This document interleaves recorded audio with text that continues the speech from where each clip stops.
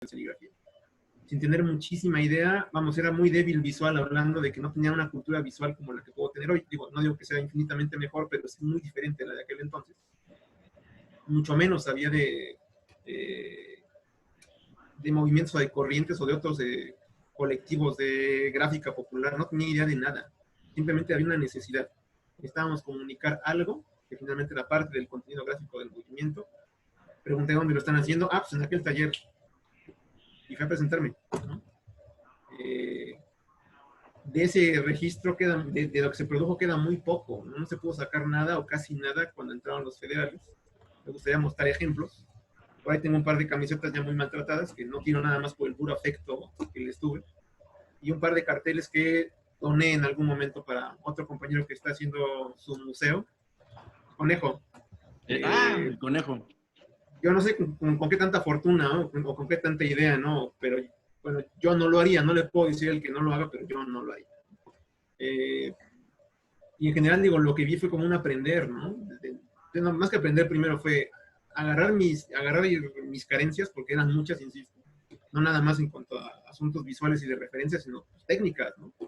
No tenía control de herramientas que tengo hoy, ¿no? Digo, sigo aprendiendo, ¿eh? Ya lo verán ahorita con mi trabajo, hay dibujo más o menos, sigo aprendiendo, pero era muy diferente a la versión mía de hace 20 años. 20 años, Jorge, no mames. Pasaron como 2 parpadeos y ya, 20 años. Sí, somos muy diferentes, creo, ¿no? Sí, sí, no, sí estamos más traqueteados, creo, pero también más mañosos y más colmilludos. Entonces me di cuenta que tenía muchas carencias, ¿no? Unos tiempos, lo primero que haces, copiar mucho de lo que se produjo, al menos en el taller de gráfica Matamoros Sancó, era tomar, no sé, algunos grabados de Leopoldo Méndez, ¿no? O de, ¿cuál otro de estos muralistas de ese periodo? Ay, cabrón. Pues tú eres del taller de gráfica popular, pues, del TGP, pero Leopoldo Méndez era el que más fusilábamos, tal cual, digo, mucho de lo que hacían los Víctor, por ejemplo, que era el más viejo, por así decirlo, era eso, replicar fotos o hacer negativos muy bien hechos, de réplicas de grabados de él, y sobre eso poner otras consignas, a veces a mano, a veces con remanentes de letraset. No sé si sepan qué es eso, pero bueno, cuando llegamos a la INAP, no, Jorge también, llegamos al funeral de esa cosa. Apenas empezábamos a incorporar la computadora para hacer arreglos tipográficos o hacer composición o copias en acetatos, ¿no? Triplicados, quedaban ahí más o menos bien los registros, y ya teníamos un fotolito o un negativo para usarlo en serigrafía, ¿no? Pues bueno, lo primero es eso, darse cuenta de las limitaciones y ponerse en disposición de aprender y de asistir, pues, ¿no? Le pregunté un poco también a Oscar cómo se decidía qué se imprimía, ¿no? O sea, pues cada quien trae su propuesta de qué quiere ver, ¿no? Y aquí vemos cómo se hace. Entonces, bueno, entre eso, digo, salvo un par de diseños que pude hacer, la mayoría del tiempo fue asistir a las necesidades que pedía la asamblea interna de la ENAF. No pudimos incidir en poder usar las imprentas chonchas de Ciudad Universitaria para ahí hacer diseño o mandar diseño para hacer allá. Ahí sí fue muy, pues sí, debo decirlo también, siendo autocríticos, muy sectario el uso de los medios, ¿no? No se diga la que huelga, que era la estación de radio, eran pero super perros para soltar tiempo, ¿no? Si no eras de ciencia y no pasaba la asamblea ya no de ciencias, de la que huelga, pues no entraba nada, ¿no? Ya no digamos, insisto, las imprentas, que había como una gráfica muy clara, muy distinta a la que andábamos moviendo en la ENAP, muy distinto a lo que se llegó a hacer en San Carlos, que es como la división de posgrado de la ENAP, que también fue muy menor, pues por lo mismo, ¿no? Pocos recursos y pues había que optimizarlos, y también había como mucho control, pues, sobre qué se decía y qué gráficas se usaba. Entonces, a nivel local, por así decirlo, hablando de Xochimilco, pues, donde está la ENAP, sí había un impacto, ¿no? Era que se conocía y se reconocía nuestro trabajo en los pueblos vecinos, Santiago, San Gregorio, Jaltocan, San Lucas, al centro, Xochimilco, ¿no? Sí que había un impacto, y llegamos a toparnos a gente que buscaba y colectaba nuestro trabajo. Eso era padre, pues, como una especie de pago anímico, ¿no? Pues llegaban a comprarnos los carteles, que también pues había un mercado, por así decirlo, ¿no? Ya habían clientes habituales, por así decirlo. Y ya a nivel del movimiento completo del CGH, también llegó a haber cierta demanda por nuestro trabajo. Finalmente era con medios mucho más modestos, insisto, no pasó de ser serigrafía y nada más, no brincamos a una cosa más pesada como offset o alguna otra cosa más masiva en cuanto a reproducción, ¿no? Pues ese punto artesanal llegaba a ser bastante requerido, aunque también no hacíamos tirajes de más de 500 piezas, cuando ya era mucho, ¿no? Y ya cargar 500 piezas ya era medio complicado, ¿no? Ya hablar de 1000 era así como apostarle fuerte, ¿no? 1000 piezas, ¿no? Hablando de reproducción en serigrafía, es poquísimo si lo comparamos con, no sé, cuánto imprime un tipo que quiere vender pizzas los domingos, ¿no? Es chiquísimo, pues, ¿no? Lo que se hacía.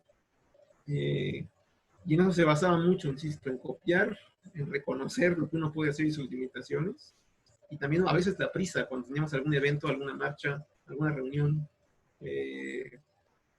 que apoyar finalmente con lo que hacíamos, ¿no? Había también otra beta que era finalmente la que se imprimía mucho en camisetas, que también tenían como su mercado, que por eso se imprimían en menor cantidad, buscando eso, por un lado, la identidad del movimiento, y cómo la gente buscaba significarse a través de estas cosas, de los propios carteles en las marchas, que eso también era muy, muy socorrido pues para hacernos de ingresos, porque la idea era finalmente llenar los botes de varo, digo, los pasajes y la comida nunca se pagaron solos, y en lugar de botear más bien era eso, bueno, échale 2 monedas de 5 varos, ¿no?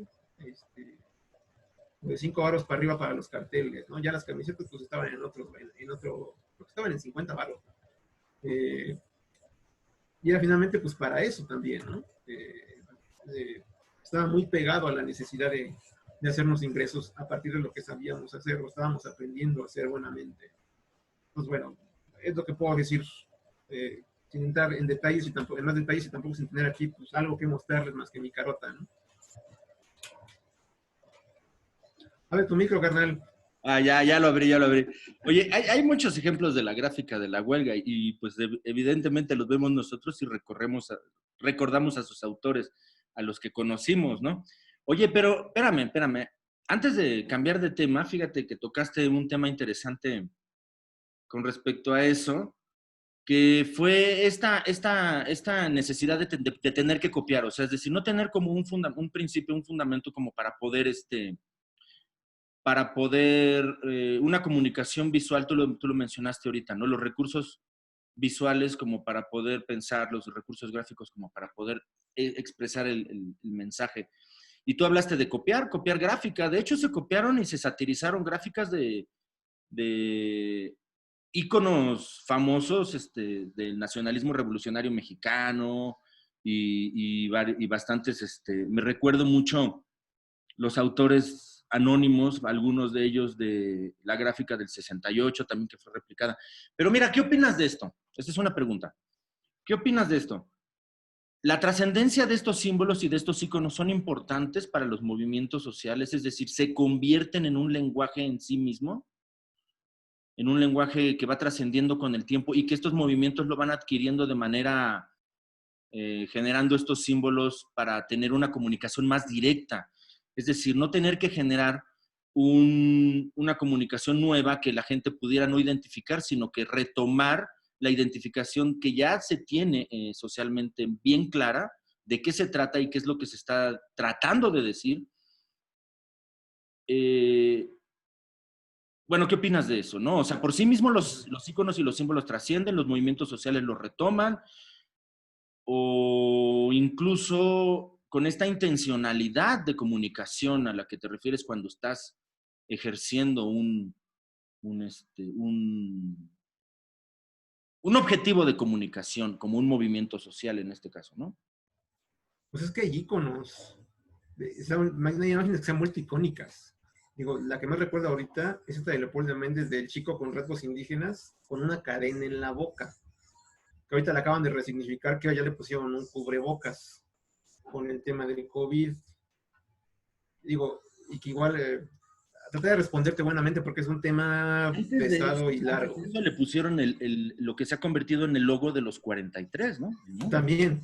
también brincó por ahí, ¿no? Eso hace un par de años también. Entonces digo, es un tema, pues, digo, con el tema de las imágenes que se vuelven icónicas y a su vez esas imágenes ya hacen que te agrupes, pues, o que te signifiques detrás de ellas, pues, o con ellas.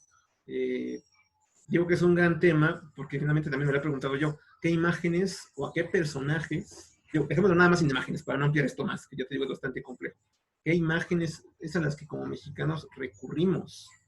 ¿No? Lo llegó a preguntar alguna vez un maestro narrador gráfico, como mexicanos, ¿a qué imágenes recurrimos para identificarnos o significarnos?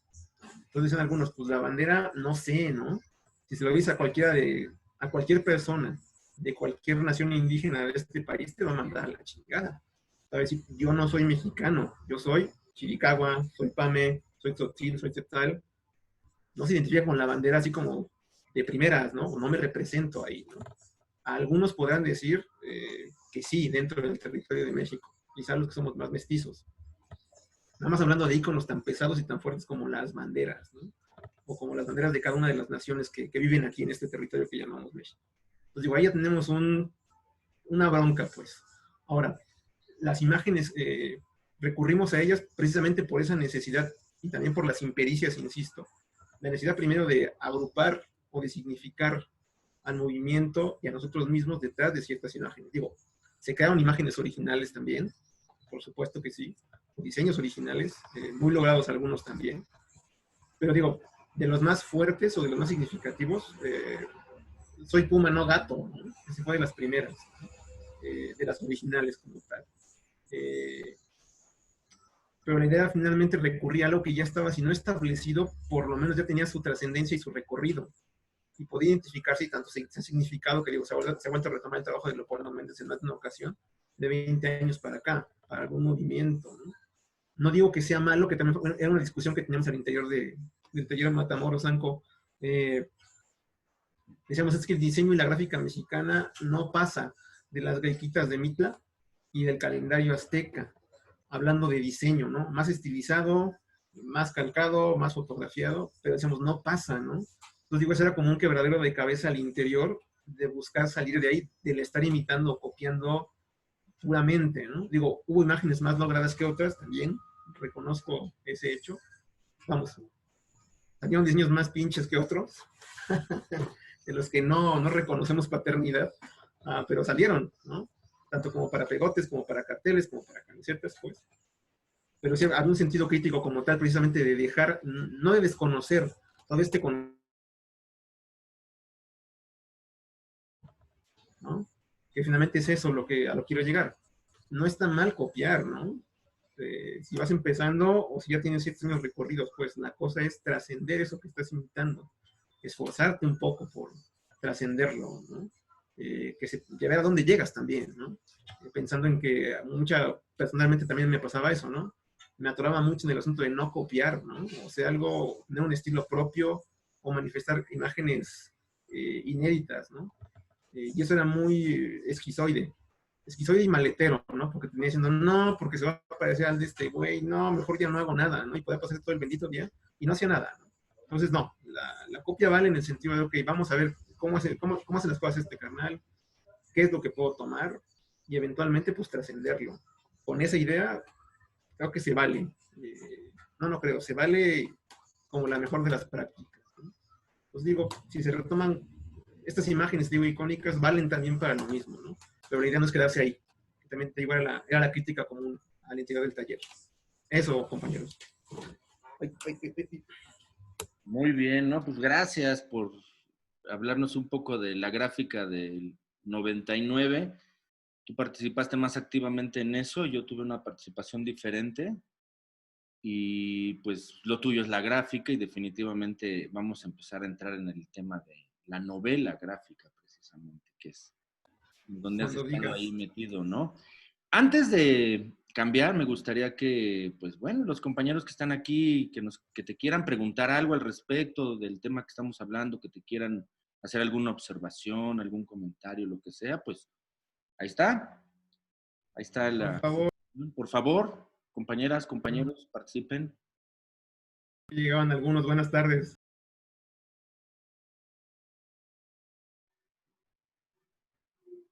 los micrófonos porque no los oigo.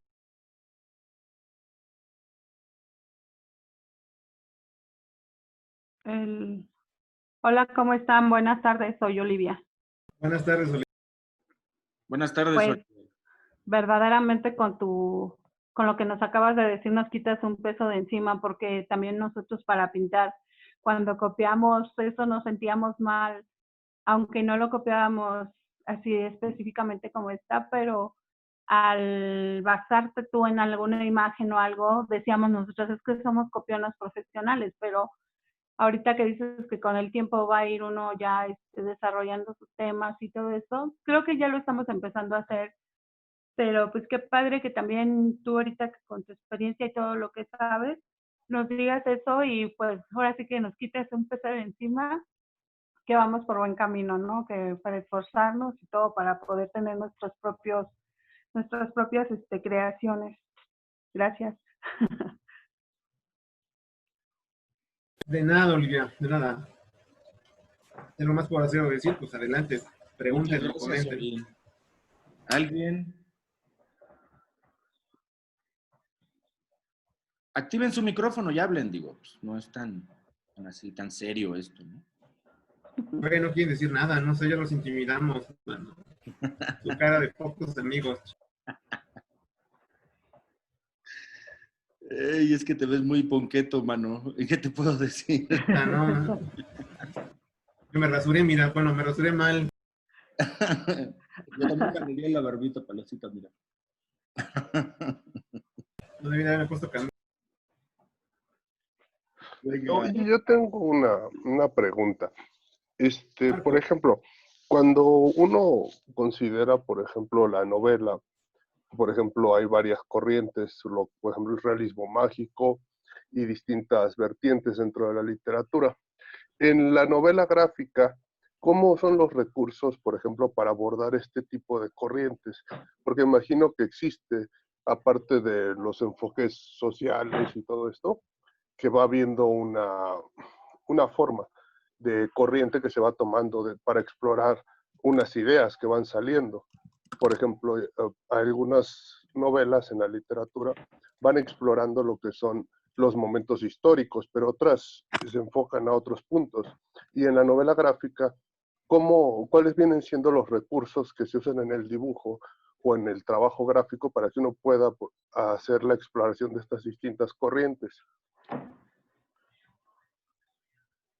Mira, Marco, a reserva de decir algo fuera de lugar, que primero que nada, todo lo que llega el día de hoy, no me lo crean, pónganlo en tela de juicio.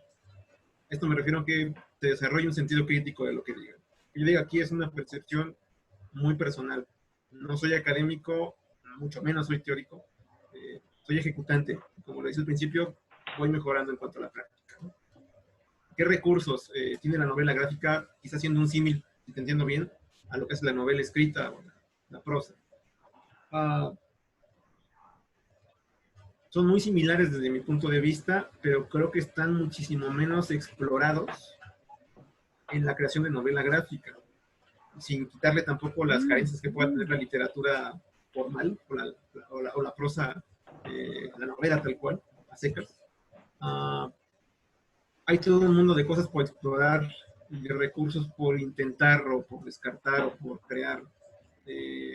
Afortunadamente o desafortunadamente, el leer cómics era, no sé, era el Netflix de México hace 40 o 50 años, ¿no? Todo el mundo leía cómics y había una variedad enorme, ¿no? Vamos, los puestos de periódicos eran eso, de periódicos y de revistas, no tienditas para refrescos y dulces como hoy. Bueno, los que puedan estar abiertos ahora, ¿no? Eran verdaderos, eso, aparadores de muchas revistas, de muchos tipos, de cómics, pues, específicamente, nada más. Entonces, bueno, esa idea de negocio que había detrás y que sostenía toda esa cantidad de producción, pues dejó de ser hace mucho. Pues, ahí creo que hubo un parón muy en seco, sobre todo en los 80s, 90s. Más en los 80s me parece que fue el parón así terrible, donde dejó de producirse. Algunos dicen que porque dejó de consumirse. No se ponen de acuerdo, pues, ¿qué fue? Si se dejó de producir porque se dejó de consumir, o se dejó de consumir porque se dejó de producir. Estoy hablando de que se producían millones todos los días, millones de un solo ejemplar, millones de ejemplares. Y ahora, si dices, acabo de publicar un cómic, ya has dicho, no sé, acabo de publicar 1000, ya es muchísimo, 1000 piezas, ¿no? De ese vuelo. Ha cambiado la idea de consumo y la presencia del consumo de novelas gráficas o de cómics, o del lenguaje narrativo puesto en papel para no entrar en más veredas y detalles. Los recursos están ahí, la cantidad de recursos y de maneras están ahí sin explorar, me parece, sigue siendo como una especie de tierra virgen para estos años.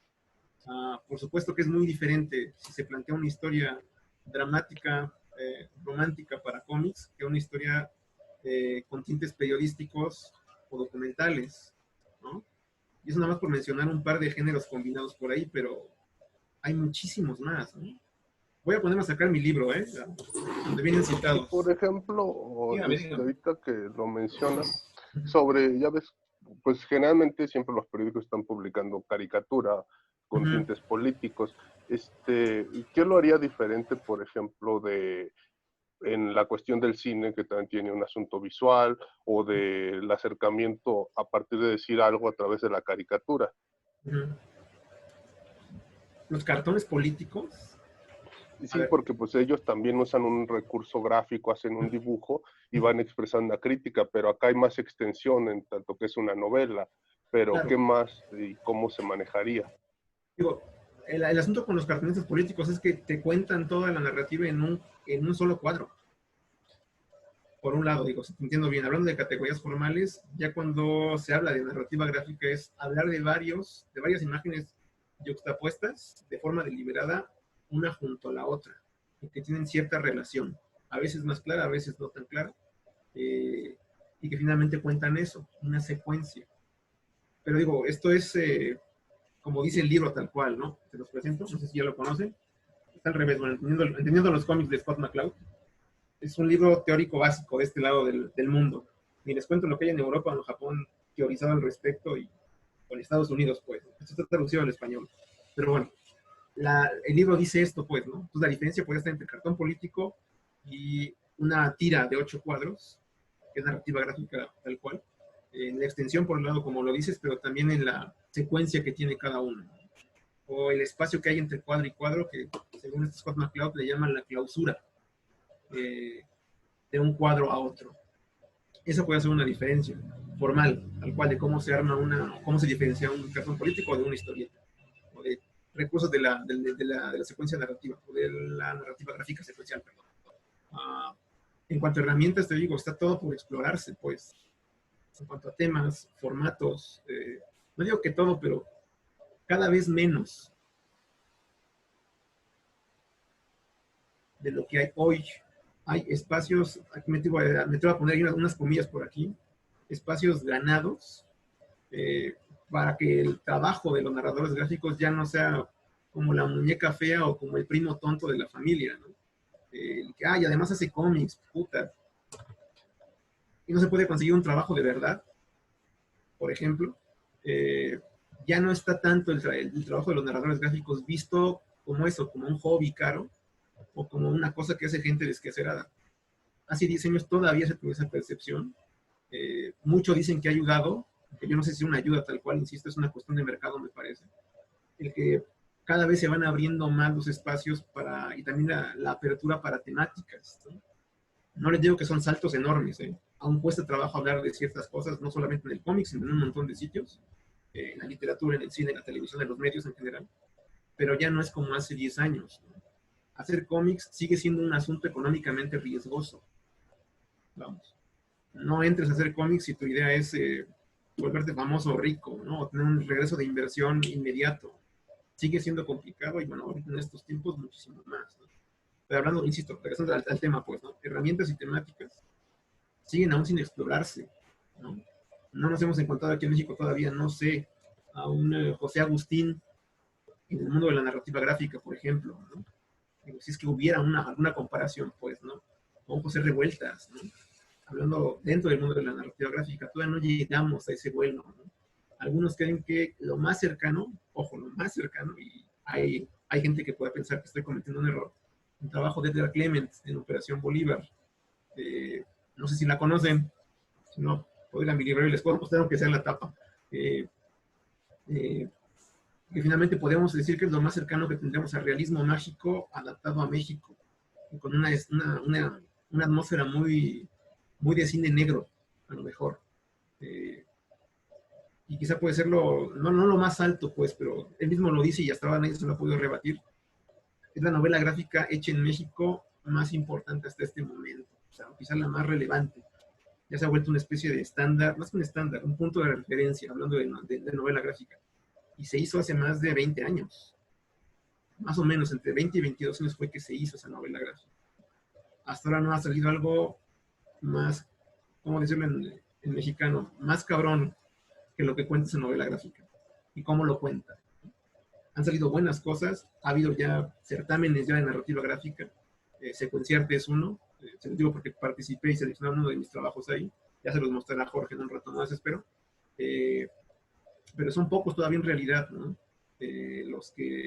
Los trabajos del vuelo de esta novela gráfica. Que, insisto, hay gente que les puede decir que estoy completamente equivocado y seguramente tendrán razón, tendrán otros ejemplos, pero es eso, ni siquiera estamos hablando de que la novela gráfica se vuelva un asunto de comunicación de ideas muy importante todavía, ¿no? El hecho de tener ya su espacio, la historieta en las librerías como Gandhi, responde no a que haya más apertura, sino que hay necesidad de mercado, expandir las ventas, ¿no? Digo, algunos lo ven como algo positivo, yo también lo veo como algo positivo, pero no como un logro, pues, por sí mismo, por los propios creadores. Pero bueno, no me quiero extender más ni abrir más las ideas. Espero haber contestado tu pregunta, Marco, si no, pues seguimos. Bueno, antes de continuar, me gustaría saber si alguien más quiere hablar del tema que estábamos tratando acerca de la gráfica y los movimientos sociales, específicamente la huelga del 99. Si no, para terminar esta grabación, digo, no hay problema, edito esto de ahorita, que estuvo muy bueno, para lo que sigue, que es el tema de la novela gráfica específicamente, ¿no? ¿Alguien más que le quiera hacer algún comentario, pregunta, observación a Octavio al respecto de ese tema? Si no, para cerrarlo, ya, en este momento, ya. Callen ahora, digo, hablen ahora o callen para siempre. Callen ahora o hablen para siempre. ¿No? ¿No? No. Pues pasamos al tema de la novela, ¿no? Para que nos dé tiempo de que nos enseñe el trabajo también de él. Ok, va, ya, me queda claro.